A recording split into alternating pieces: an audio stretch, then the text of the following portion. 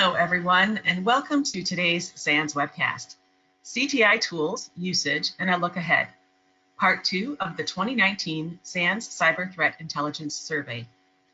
I'm going to do a quick survey overview. We're going to review things like the survey demographics because that helps you understand the nature of responses we get, where they're coming from, and how to make it relevant to your organization. Then we're going to cover how is CTI being used in organizations.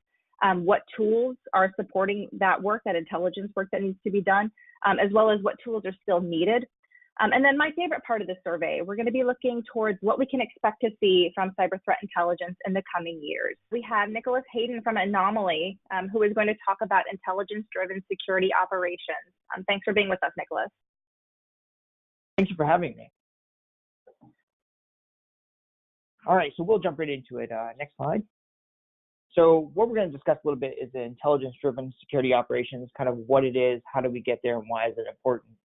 And we're going to discuss, based on the information that was presented just previously in the survey, an interesting perspective, in my opinion, on how do we get there and where we're currently at.